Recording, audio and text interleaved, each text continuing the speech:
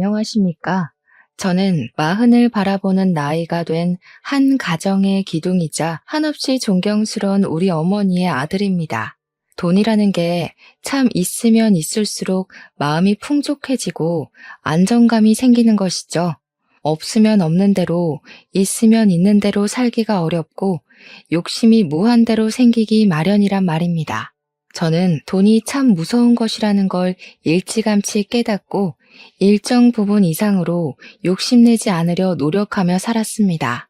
돈이 풍족해지거나 모자라게 되면 사람이 순식간에 변한다는 것을 어렸을 때부터 우리 가족의 모습을 보고 알게 되었죠.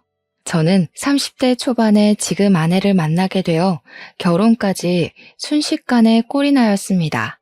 우리 아내는 부모님이 계시지 않았고 꽤 이른 나이에 혼자가 되어 스스로를 보살피며 컸다고 했습니다.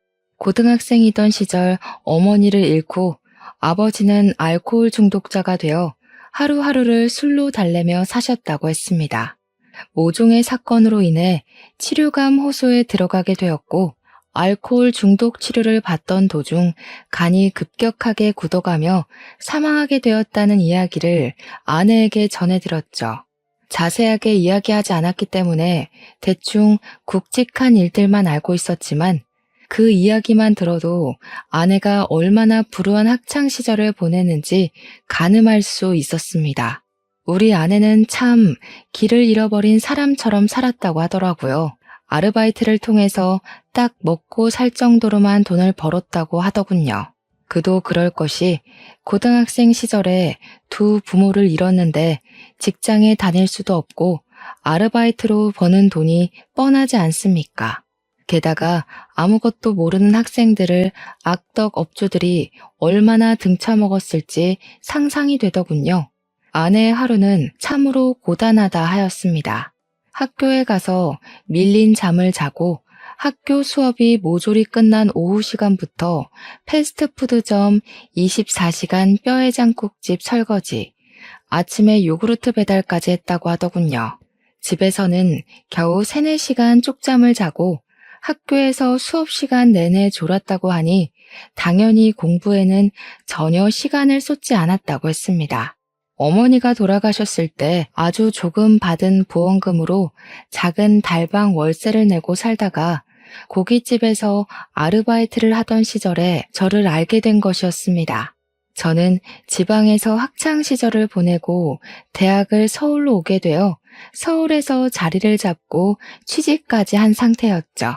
원룸을 얻어서 혼자 살고 있었기 때문에 대부분 저녁을 바깥에서 해결했는데 그날은 집 앞에 있는 고깃집에서 대학 친구들과 회포를 풀던 날이었습니다.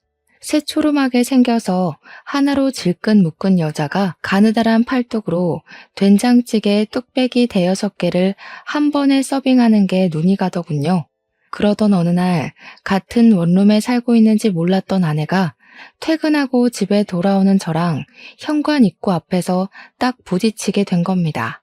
아내의 얼굴이 사색이 되어 있고 시퍼렇게 질려서 덜덜 떠는 걸 보고는 이거 보통 일이 아니구나 싶어서 아내를 붙잡았죠.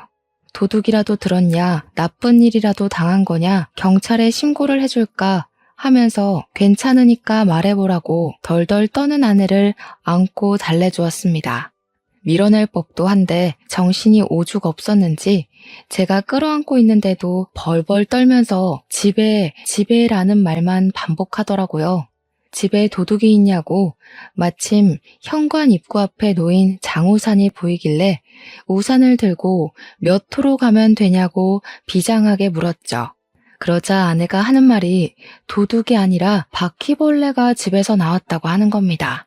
순간 허탈한 마음도 잠시 웃음이 피식 나오더군요. 저한테 얼마나 컸는지 아냐며 잡아달라고 애원을 하길래 알겠다고 아내의 집으로 가게 되었습니다. 아니나 다를까 반지하층에 살고 있었던 아내의 집에 가끔 벌레가 기어들어온다고 하더라고요. 그때까지만 해도 아내가 돈이 없어서 반지하에 살고 있다는 생각을 전혀 못했던지라 부모님께 말씀드려서 위층으로 이사를 가라고 해버렸죠. 아내는 멋쩍게 웃으면서 그냥 벌레나 잡고 가달라고 하더라고요. 사색이 되었던 아내 얼굴이 눈에 밟히기도 했고 그 뒤로도 몇 번이나 아내의 집에 찾아가 벌레를 잡아주었습니다. 저한테 매번 이러는 건 아니라며 크고 날개가 달린 것들은 도저히 무서워서 죽일 수가 없다고 하더라고요. 벌레는 끔찍하게 싫다고 진저리를 치는데 그 모습이 귀여워서 큰 벌레가 나오면 언제든지 잡아주겠다고 연락하라고 휴대폰 번호도 알려주었습니다. 아내는 고맙다고 나중에 고깃집에 놀러오면 된장찌개를 서비스로 주겠다고 이야기를 하더라고요. 여름에는 아무래도 창문을 열어두는 경우가 있으니까 벌레가 들어오기 더 쉬울 것 같아서 창틀에 약도 다 뿌려주고 했습니다. 아내랑 저는 벌레를 통해 친해지게 되었고 그 후로도 종종 아내가 아르바이트하는 고깃집에 가서 밥을 먹었습니다. 아내가 서빙을 하는 경우는 진짜 손님이 넘치게 많을 때만 가끔 도와주는 거고 평소에는 주방에서 일을 한다고 하더라고요. 요리 하나는 기가 막히게 한다면서 제가 갈 때마다 계란찜이랑 된장국수, 찌개를 서비스로 줬는데 진짜 너무 맛있는 겁니다. 그 맛을 잊기 힘들어서 생각날 때면 가끔 고깃집에 찾아가서 시켜 먹곤 했는데 사이드 메뉴를 시키려면 고기를 또 주문해야 하잖아요. 혼자 시켜 먹기에는 너무 양이 많고 고깃값이 부담되기도 하고 그래서 일을 어쩌나 싶었죠. 아내의 집에 일주일에 한 번 벌레 약에 죽은 놈들을 처리해주러 가야 했기에 그냥 대놓고 물어보았습니다. 벌레를 잡아주는 대신 가끔 집에서 된장찌개도 좀 해주고 국수도 말아주고 하면 안 되냐고. 그게 너무 맛있다고 말이죠. 그랬더니 아내가 박수를 짝 치면서 완전히 가능하죠 하면서 안 그래도 뭘로 보답하는 게 좋을까 고민했었다면서 당장 밥 해주겠다고 하더라고요. 그렇게 우리 집에서 같이 밥도 먹고 그러다가 자연스럽게 눈도 맞고 연애도 시작하게 되었습니다. 그때까지만 해도 아내의 속사정은 몰랐기 때문에 실수를 몇 번 하긴 했죠. 아내가 속내를 털어놓고 나서야 진짜 힘들게 살았었구나 하는 걸 알게 되어 조금 부끄럽기도 했습니다. 제 인생은 나름 순탄하고 꽃길만 밟고 그랬거든요. 아내는 저보다 4살이나 어렸지만 생활력이 강한 사람이었고 이 사람의 집이 어떻고 조건이 어떻든 간에 함께 하고 싶다는 마음이 절절하게 들었습니다. 아내와 만난 지 몇 개월 지나지 않아 저는 아내에게 청혼을 했고 결혼을 하기로 약속했습니다. 아내는 자신만의 가정을 꼭 꾸리고 싶었다면서 저에게 청혼해줘서 고맙다는 말을 했습니다. 저와 아내는 사이좋게 손을 잡고 우리 고향집을 찾아가게 되었습니다. 우리 고향집은 그 지역 토박이었던 부모님께서 땅을 사서 바닥을 고르고 손수 벽돌을 올려 지으신 집이었습니다. 우리 아버지께서 어린 시절부터 고생하시면서 자수성가하신 분이셨는데 당시 고향 땅값이 그리 비싼 편은 아니었습니다. 개발이 되지 않은 낙후된 지역이기도 했고 평야만 만개한 그런 동네였거든요. 아버지는 토박이셨기에 그곳에서 평생 살기로 마음을 먹으셨고 돈이 생길 때마다 한 푼 두 푼 모아 고향 땅을 사들이고 있었습니다. 나중에 자식들, 손주들 모두 한 동네에 모여 살기를 꿈꾸시며 모은 땅이셨죠. 그런데 그 지역이 신도시로 지정이 되면서 개발이 되고 땅값이 어마어마하게 오르기 시작한 겁니다. 대기업 공장부터 시작해서 평야뿐인 땅에 신식 쇼핑몰에 호텔에 각종 편의시설까지 없는 게 없는 동네가 되어버린 거죠. 당연히 그 일대 땅을 가지고 있던 아버지는 떼부자가 되었고 고향에 상가 건물을 2채나 올리게 되었습니다. 이제 결혼해서 손주들만 떡하니 안겨주면 된다고 말씀하시던 아버지께 제가 만나는 아가씨를 데리고 가겠다고 하니 아주 난리가 난 거죠. 저희 어머니는 상다리 부러지게 음식도 직접 하시고 아버지는 터미널까지 외제차를 직접 끌고 나오셨고요. 그 차로 말할 것 같으면 평소에는 애지중지하셔가지고 배터리 방전만 되지 않게 시동만 살포시 거는 그런 차였거든요. 그런 외제차를 타고 집 앞에 딱 도착했는데 우리 집이 진짜 낡았거든요. 아버지께서 손수 지은 집이라 그런지 손볼 곳도 많은 집이었고 정말 노후된 벽돌집이었어요. 우리 아내는 아버지께서 땅을 팔아 부를 축적하셨다는 걸 전혀 몰랐으니까 저한테 슬쩍 물어보더라고요. 혹시 우리 집이 카푸어 집은 아니냐고요. 그래서 그게 무슨 소린가 했더니 차는 누가 봐도 관리가 잘 된 번쩍번쩍한 슈퍼카인데 집이 너무 후져서 그런 것이었죠. 빚내서 차만 좋은 걸 끌고 다니는 건 아닌가 슬쩍 걱정이 됐대요. 아버지께서 그 이야기를 얼핏 들으시고는 절대 아니라고 이 집이 자기가 지은 집이라 허물지 못해서 그런 거라고 껄껄 웃으셨습니다. 우리 어머니께서는 이때다 싶으셨는지 안 그래도 자기도 아파트로 이사가고 싶다고 말 얹으시고요. 부모님은 아내의 이야기를 전부 들으신 이후에 참 마음으로 겉으로도 예뻐해 주셨습니다. 고등학생 때 부모님을 모두 잃고 혼자 살아오느라 얼마나 힘들었겠냐고요. 우리 아들은 초중고를 다 이 동네에서 부족함 없이 살아왔기에 그런 마음을 잘 모를 거라고 손을 잡고 토닥여 주셨죠. 우리 아버지께서 없는 살림에 한 푼 두 푼 모아서 자수성가하신 분이라고 했지 않습니까? 그래서 그런지 치열하게 살아야만 했던 우리 아내가 마음에 걸리셨었나 봐요. 저보다 더 친자식처럼 아껴주시기 시작했어요. 결혼도 아직 안 했는데 용돈부터 막 찔러주시고 인사드린 이후에는 아내 생각나서 샀다면서 옷 같은 것도 사다 주시고 말이죠. 우리 아내 역시 부모님에게서 받지 못한 사랑을 우리 부모님께 전부 받는 것 같다면서 너무나도 행복해했고 축복 속에 결혼식을 올렸습니다. 결혼 이후에도 서울에서 쭉 생활을 하다가 우리 마음에 걸리는 것이 하나 생겼습니다. 바로 임신이 되지 않는다는 것이었죠. 아내랑 저랑 병원에도 가봤지만 몸에 문제는 전혀 없는데 자연 임신이 잘 되지 않는 것이었습니다. 시험관을 해야 할까 고민도 했는데 아내가 천천히 기다려보면 안 되겠냐고 하더라고요. 시험관 시술이 엄청 아프고 고생이라는 걸 들었던지라 선뜻 시술을 하자고 말도 못하겠더군요. 어머니께서는 애가 왜 안 들어설까 하고 걱정도 하시고 은근히 손주 보고 싶다고 보채기도 하셨지만 그때마다 아버지께서 어머니를 말리셨습니다. 어련히 아이들도 계획이 있고 노력하고 있지 않겠냐고 스트레스 주면 더 나쁘다고 하시면서 말이죠.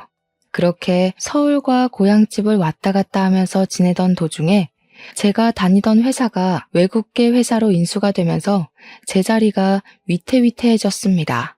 한순간에 경영진이 물갈이 되면서 구조조정이 시작되었고 희망퇴직자를 조사하기 시작했습니다.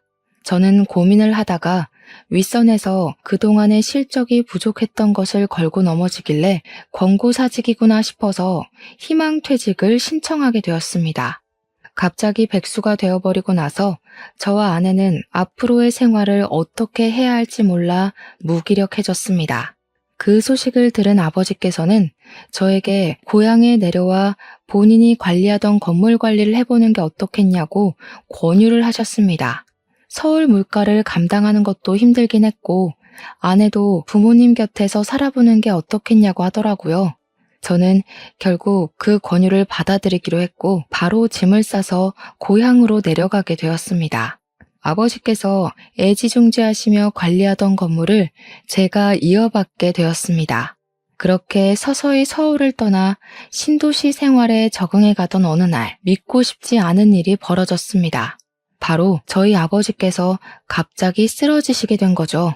뇌경색으로 쓰러지신 아버지는 눈조차도 제대로 뜨지 못하고 사람도 전혀 알아보지 못하시고 내내 누워만 있게 되었습니다. 아버지께서 쓰러지셨다는 소식에 하이에나 같은 먼 친척들이란 사람들은 병원으로 찾아와서 아버지께서 일궈낸 불을 나눠 갖기 원하셨습니다. 우리 어머니를 보채서 콩고물을 조금이라도 나눠 먹길 바라셨죠. 가족끼리 서로 돕고 살아야 하는 것 아니냐. 건물도 있고 땅도 있다던데 조금만 나눠달라고 소란을 일으키는데 정말 정신이 없더라고요. 우리 아내가 화가 나서 지금 아버님이 누워서 사경을 헤매고 있는데 여기 와서 그딴 소리 하고 싶냐고 전부 쫓아냈습니다. 그러더니 하루라도 빨리 변호사를 선임해서 유산 정리부터 하는 게 좋겠다고 저에게 이야기를 하더군요. 이렇게 내버려 두다가는 먼 친척들이라는 사람들이 핏줄 운운하면서 다 털어가게 생겼다고 하는데 뭔가 좀 그렇더라고요. 저는 아버지가 쓰러지셨다는 슬픔에 젖어서 아무것도 하지 못하고 넋을 놓고 있는데 아내가 너무 이성적으로 대처를 해서 놀랐다고나 할까요? 사람을 전혀 알아보지 못하셨던 아버지는 간간히 의식이 돌아오시기도 했습니다. 그 타이밍을 노리고 있다가 아버지가 온전하실 때마다 유산 상속에 관한 이야기를 나누었고 상속에 관한 마무리를 지을 수 있었습니다. 어머니께서는 정말 독하다면서 아버지께서 돌아가신 것도 아닌데 이렇게까지 해야 하는 거냐고 핀잔을 주시고 너무하다 말씀하셨습니다. 저도 아버지의 정신이 온전할 때 추억을 더 나누지 못함이 죄스러워 고개를 숙이고 있는데 우리 아내가 어머니께 한 소리를 딱 하더군요. 이러다가 친척들이 자기 지분 타령하면서 들고 일어나면 어쩌려고 이렇게 안일하게 대처할 수 있냐고 법적으로 테두리를 둘러야 할 것 아니냐고 하더군요. 강경한 말투로 딱 잘라서 어머님, 이게 다 우리 좋자고 하는 일이잖아요 하는데 어머니께서도 조금 놀라시더라고요. 그리고 아버지가 쓰러지신 지 6개월이 지나 결국 병환이 깊어져 긴 영면에 잠기셨습니다. 저랑 어머니는 엉엉 울면서 아버지의 죽음을 받아들이지 못하고 있는데 우리 아내가 자꾸 장례식장 밖으로 나돌기 시작하더군요. 손님이 오시면 가족들이 전부 인사를 해야 하는데 아내가 자꾸 자리를 비우더라고요. 어디 갔나 찾아보면 장례식장 밖에 쪼그려 앉아있고 커피 자판기 앞에 앉아있고 말이죠. 처음은 아버지와 사이가 좋았으니까 상심이 커서 그런 거구나 하고 이해하려고 했는데 시간이 지날수록 아내는 이해가 되지 않는 행동만 했습니다. 3일 내내 밖에서 얼쩡거리고 손님이 와도 시큰둥하고 장례식장 안으로 들어오려고 하지도 않은 채 표정은 점점 나빠지고 말이죠. 우리 아내한테 처음으로 실망도 하고 속도 많이 상하고 그랬습니다. 그렇게 장례를 치르고 난 다음에 다시 한번 우리 가족의 속이 뒤집히는 일이 일어났습니다. 바로 상속세에 관한 문제였습니다. 저랑 아내, 우리 어머니까지도 가진 돈이 별로 없었거든요. 전부 아버지의 재산이었고 아버지께서 그리 갑자기 돌아가실지 몰랐기에 재산을 분산시키지도 않았고요. 근데 모든 재산을 제가 상속을 받게 되면서 상속세를 내야 하는데 현금이 전혀 없었던 겁니다. 결국 아버지의 건물 한 채를 금매로 팔아야만 세금을 낼 수 있다는 걸 알고 그 건물을 팔아버렸죠. 그 돈에서도 상속세가 지불되면서 남는 게 별로 없게 된 겁니다. 결국 추가로 대출까지 받아서 세금을 물어야 했습니다. 거기에 종부세까지 턱하니 겹쳐지니까 정말 정신이 없더라고요. 그런 와중에 우리 아내가 그러더군요. 건물 1층 세입자 계약이 끝나가는데 그 자리에서 자기가 장사를 하면 안 되겠냐고요. 저랑 어머니는 그런 아내를 당연히 말렸죠. 그 자리가 제일 돈이 되는 자리인데 거기에 아내가 가게를 내게 되면 고정적인 월세가 사라지는 거나 다름없었으니까요. 그리고 가게를 해서 잘 꾸릴 수 있다는 보장도 없지 않냐고. 아내에게 그건 아닌 것 같다고 했더니 아내가 저한테 씩씩거리면서 화를 내더라고요. 자기한테 그만큼의 투자도 해줄 수 없는 것이냐며 왜 못 해준다는 말만 반복하냐고요. 잘 될지 망할지는 해봐야 아는 거 아니냐고 하면서 아버지께서 살아있었더라면 자기한테 그 자리를 주고도 남았을 거라고 말했습니다. 월세 몇백만 원이 아까워서 그런 거냐고 더 벌 수 있다고 호언장담을 하는 겁니다. 어머니께서는 머리 아프다고 하시며 부부 문제는 부부가 알아서 하라고 하시는데 아내는 끈질기게 저를 설득했습니다. 저는 결국 2달 뒤에 세입자가 계약이 끝나 나가고 그 자리에 아내 가게를 차려줄 수밖에 없었습니다. 저한테 지금 와서 취직이 되는 것도 아닐 거고 자영업밖에 할 수 있는 게 없지 않냐고 꾸준히 이야기를 하는데 저도 설득되고 만 것이죠. 아내는 고깃집에서 일했던 경력을 살려서 고깃집을 오픈하게 되었습니다. 오픈 초기에는 손님이 정말 많이 왔어요. 우리 아내 음식 솜씨가 정말 좋기도 했고 반찬들이나 사이드 음식들이 맛있어서 그런지 사람들이 점심에도 점심 메뉴를 먹으러 찾아왔었죠. 문제는 저희가 재료 단가에 눈퉁이 맞고 있었던 겁니다. 저렴한 고기를 웃돈 주고 사고 있었던 거죠.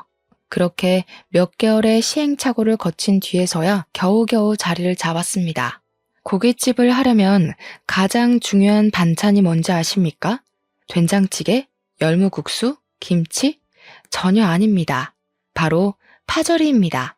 나머지는 완제품을 팔기도 하고 도매상에게 조달받아서 하면 되는데 파절이는 그게 아니거든요.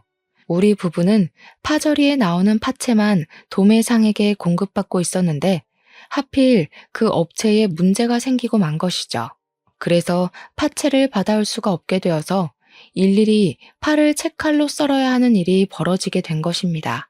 저랑 아내랑 둘이 아무리 썰어대도 시간이 너무 오래 걸리고 하루빨리 파채 공급을 알아봐야겠다고 생각한 찰나 신도시에 대기업 공장들이 많이 들어왔다고 했었잖아요.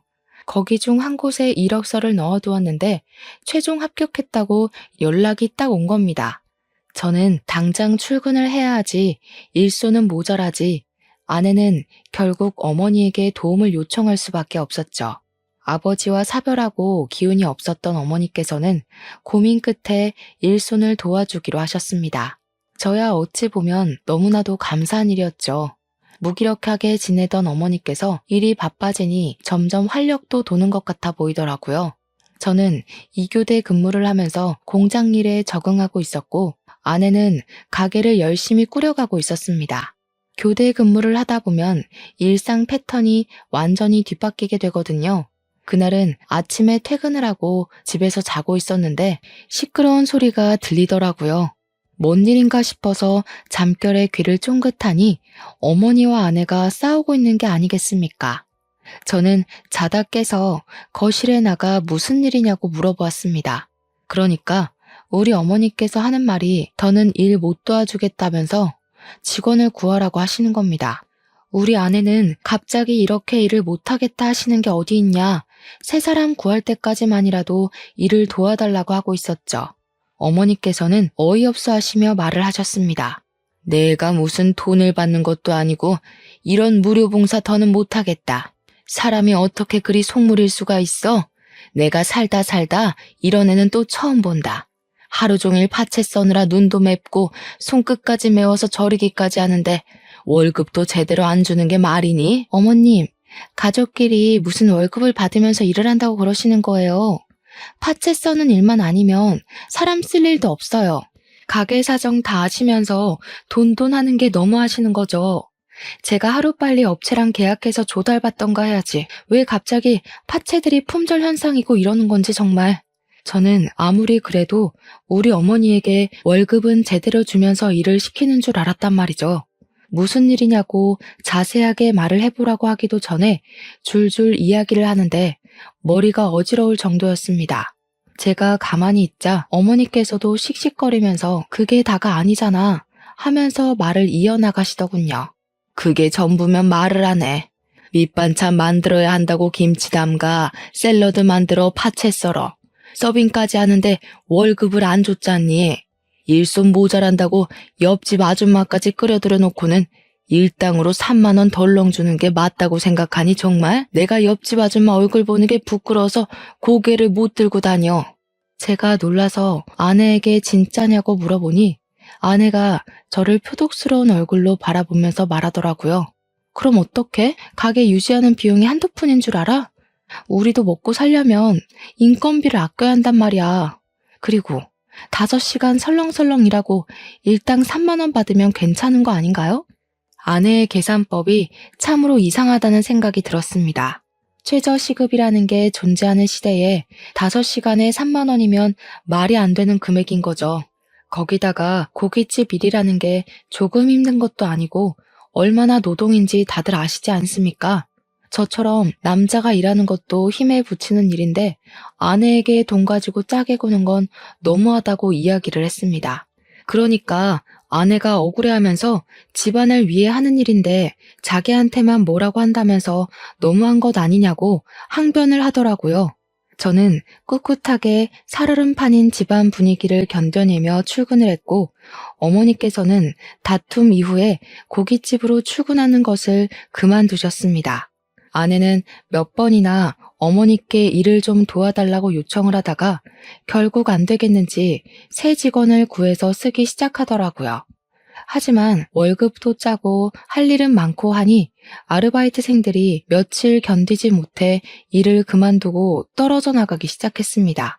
자연스럽게 일손이 부족하니 식사가 점점 밀리게 되고 가게의 평판은 떨어지고 손님들이 찾지 않는 고깃집이 되고 말았습니다. 재고는 남아돌기 시작하는데 고기라는 게 유통기한이 긴 재료도 아니잖아요. 그러다 보니 빚만 점점 늘어나기 시작했습니다. 매출이 줄어드니까 당연히 우리 아내가 떠안아야 할 것들이 생기기 시작한 것이죠. 어느 날은 또 아내랑 어머니께서 다투고 있길래 무슨 일인지 물어보았습니다. 이야기를 들어보니까 어머니께서 한 달에 2번 주말에 하시는 봉사가 있으셨거든요. 무료 급식소에서 급식을 나눠주는 봉사였는데 아버지의 뜻이 있었던 봉사였고 어머니께서도 무척이나 뿌듯해하시며 쭉 이어오셨어요. 아버지께서 어린 시절 고생을 하시면서 배 골아 힘들었던 기억을 잊지 못해 시작한 봉사였습니다. 아내 가게에 고기가 남기도 하고 썩어가는 재료들이 있으니까 상하기 전에 그 재료들을 가지고 급식 봉사를 하겠다고 하셨나 봐요.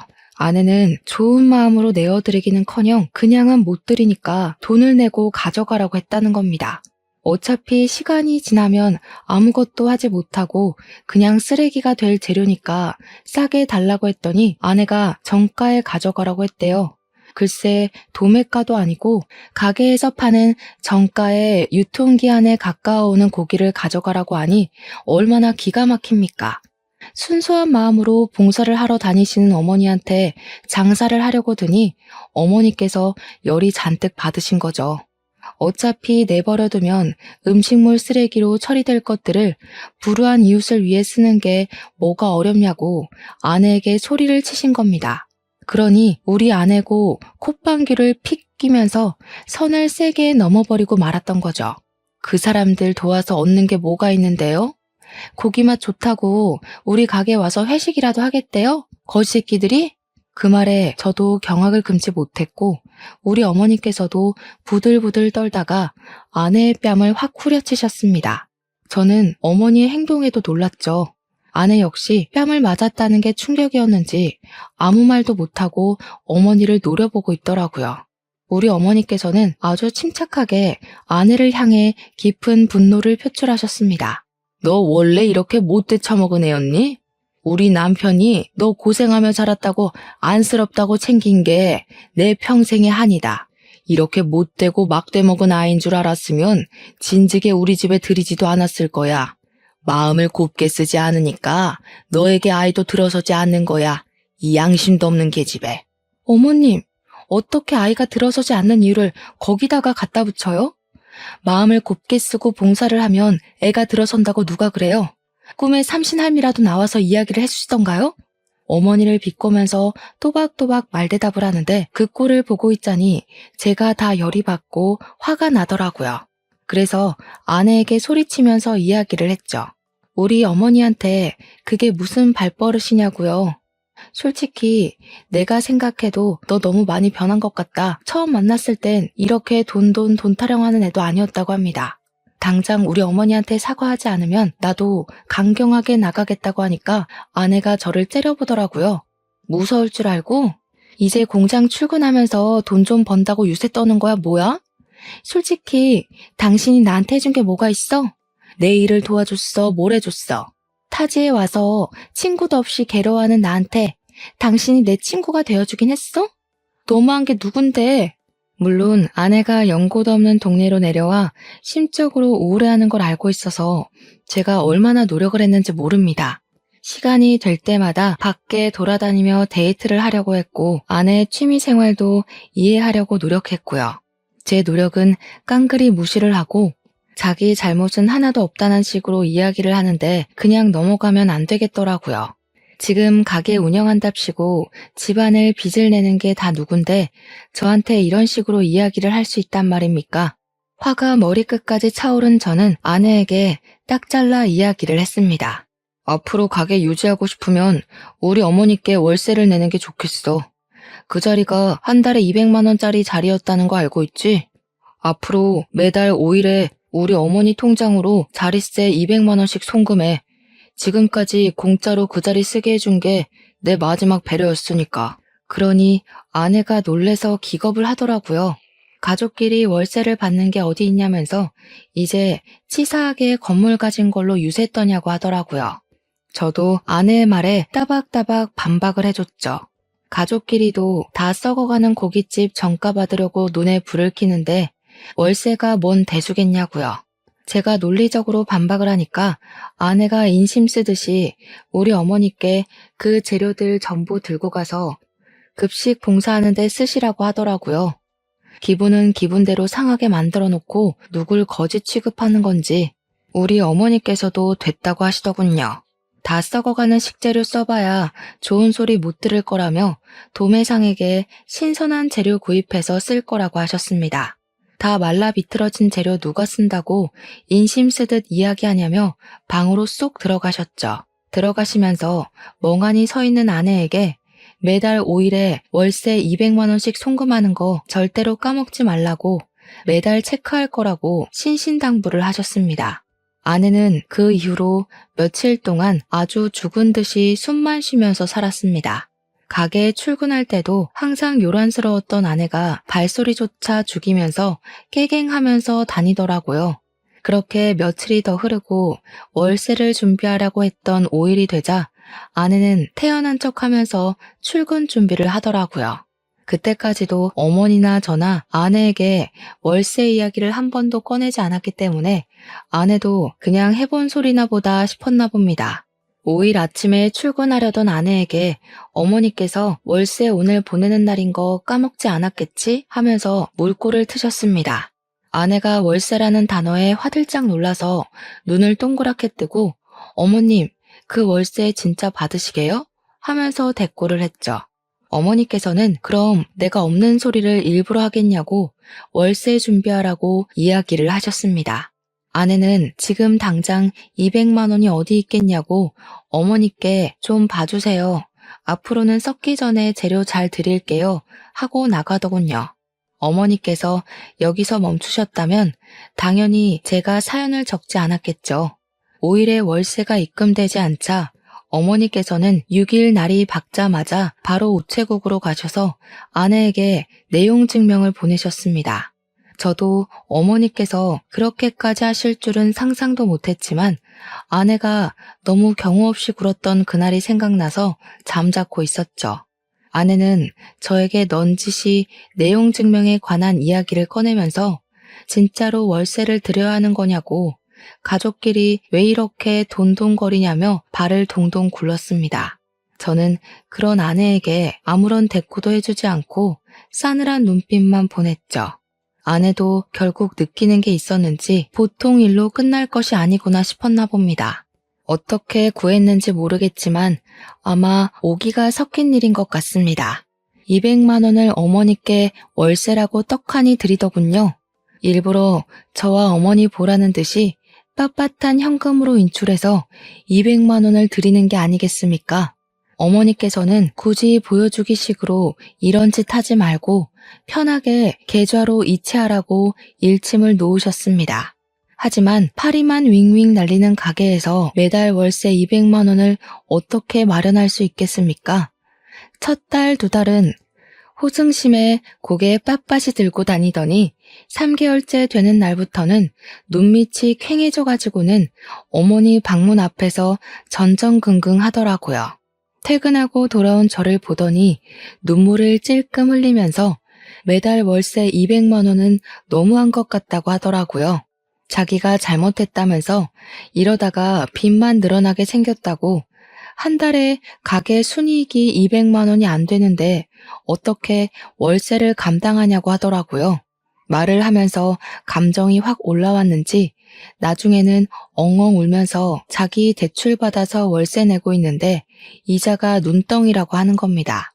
한 번만 용서해달라고 어머니 방문 앞에서 막 두들기며 우는데 우리 어머니께서 인상을 팍 쓰시면서 나오셨죠. 월세 내라고 한 거 물을 마음 없다고 괘씸해서 이대로는 못 넘어간다고 엄포를 놓으셨습니다.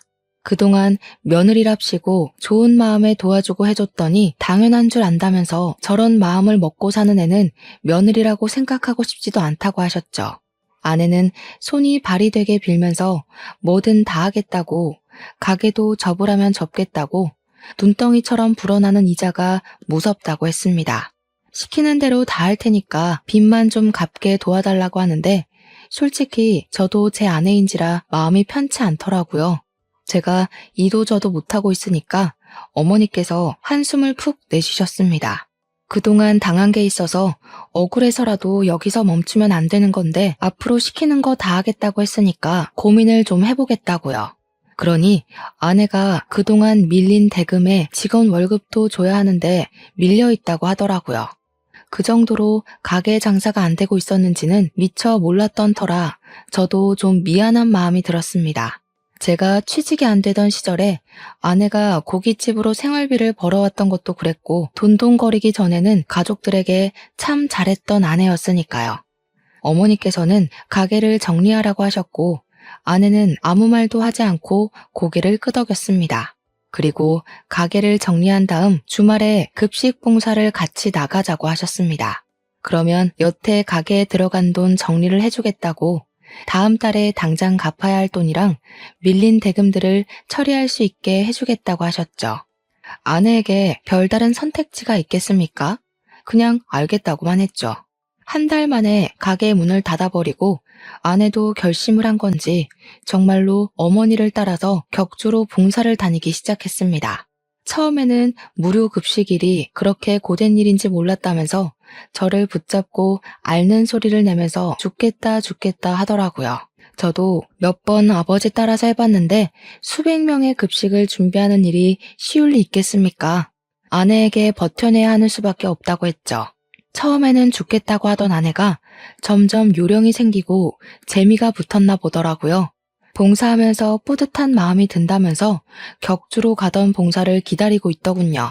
우리 아내 음식 솜씨가 좋아서 그런지 주변 칭찬도 자자하고 메뉴 정하는 것부터 자기가 만든 음식을 먹고 행복해하는 사람들을 볼 때마다 반성이 되더라고 하더이다. 그러면서 저에게 어머니와 오해를 풀고 싶다고 이야기를 나누자고 먼저 요청을 하더라고요. 그때까지만 해도 우리 어머니께서는 아내에게 있던 불편한 감정이 남아있던 상황이었습니다. 아버지의 장례식장에서의 일도 그렇고 돈에 환장했던 아내에게 실망을 깊게 한 탓이었죠. 자리를 마련하긴 했지만 쉽게 입을 열지 못하던 아내는 소주 한 잔을 입에 털어놓고 본인의 이야기를 하기 시작했습니다. 저와 어머니는 이내 경악을 하고 말았습니다. 아내는 어릴 때 알코올 중독자인 장인 밑에서 갖은 피해를 받으면서 자랐다고 하더군요. 장모는 이혼도 못하고 어린 아내만 데리고 야밤에 도망을 쳐 서울 구석진 곳에 자리를 잡고 살았다 했습니다. 그러던 도중 장모가 암에 걸리게 되면서 치료도 제대로 받지 못한 채 돌아가시게 되었는데 그 사실을 어떻게 알았는지 장인어른이 장모의 장례식장에 찾아와 행패를 부렸다고 했죠. 조문만 하고 돌아갈 줄 알았던 장인은 술을 처먹고 와서 장례식장에서 난동을 부렸고 어디서 가져왔는지 모를 강목을 휘둘렀다고 하더군요. 영정사진을 던지고 국화며 화환이며 전부 망가뜨리고 장례식장에 몇 없는 손님들이 말리고 직원들이 와서 장인어른을 끌어내는데 우리 아내의 뺨을 때리면서 배응망덕하게 도망이나 친년이라 했다는군요. 앞으로 자기 술값 벌어오라고 하면서 난리를 치다가 출동한 경찰에게 끌려 나갔답니다. 사회 부적응자로 판정이 나면서 치료감 호소에 들어가게 되었는데 결국에는 술 때문에 찾아온 간질환으로 생을 마감하셨다고요. 그래서 장례식장에만 가면 트라우마처럼 그날의 생각이 나고 호흡 곤란이 와서 너무 힘들다고 하더군요. 우리 아버지 장례식장에서도 그 때문에 자리를 지키지 못했다고, 싫어서 그런 것도 배은망덕해서 그런 것도 아니라고 했습니다. 장례식장에 가서 흰 국화 다발들만 봐도 숨이 가빠온다고 하는 겁니다. 울면서 그 이야기를 하는데 우리 어머니께서 아무 소리도 못 하시더라고요. 저는 아내의 손을 꼭 잡아줬어요. 그뿐만 아니라 돈에 정신 나가 있는 모습도 너무 실망이었다고 말을 하는 어머니에게 아내는 서툰 변명을 이어갔습니다. 장모가 돌아가시고 아내가 보험금을 수령했는데 장인이 법적 배우자로 남아있어서 그 보험금의 90%를 빼앗겼다고 하더군요. 항상 공포의 대상이던 장인이 그 돈을 들고 가서는 치료를 받으면서도 술을 찾고 노름에 빠졌다고. 심지어 장모의 보험금을 가져가고 장인도 간이 나빠져서 돌아가셨잖아요. 근데 자식인 자신한테 재산이 상속되지 않았다고 했어요. 알고 보니 장인에게는 내연녀가 있었고 그 둘 사이에 자식도 있었다는 겁니다. 내연녀랑 낳은 아이에게로 모든 상속인이 설정되어 있었고 나중에서야 그 사실을 알고 호적을 떼어보니 모르는 애가 동생으로 들어와 있었다고 하더군요. 그렇게 아내는 빈털터리가 되었던 겁니다. 그러면서 아내는 돈을 뺏기지 말아야겠다 하며 살았는데 먼 친척이라는 놈들이 나타나서 아버지 재산을 욕심내니까 힘없이 돈을 빼앗겼던 과거의 자신과 겹쳐 보였다고 하더군요. 어머니께서는 아내의 이야기를 듣고 욕을 내뱉으셨습니다. 아내는 자기가 상처가 있어서 그랬던 거라고 잘못했다고 용서해달라고 울었어요. 봉사를 하고 지내면서 자기도 마음을 다시 먹게 됐다고 했습니다. 이제 가진 것에 충실하게 살면서 욕심도 부리지 않을 거라고요. 그리고 저의 손을 잡으며 미뤘던 시험관 시술을 하자고 말했습니다. 우리 부부에게도 아이가 필요한 것 같다고 하더군요. 아이를 갖겠다는 소리에 어머니의 얼굴이 조금 풀리시기도 했습니다. 아무튼 저희는 모든 오해를 풀고 웃으며 자리를 마무리했어요. 그날 이후로 8개월 동안 주사를 맞는 고통과 정기적인 검사를 통해 시험관 시술에 성공했고 아내는 쌍둥이를 임신하게 되었습니다. 아이를 가졌다는 소식에 남아있던 모든 앙금을 털어낸 어머니는 아내를 다시 보살피기 시작하셨죠.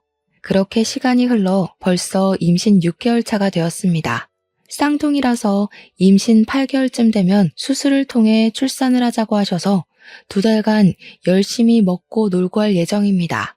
아빠가 된다는 마음에 설레기도 하고 실감도 나지 않고 그러네요. 걱정이 되기도 하지만 우리 부부 그리고 우리 가족이 돈독해진 만큼 어떠한 고난도 잘 이겨낼 수 있을 거라 믿어 의심치 않습니다. 제 이야기를 끝까지 들어주신 여러분에게도 꼭 복이 있길 바라겠습니다.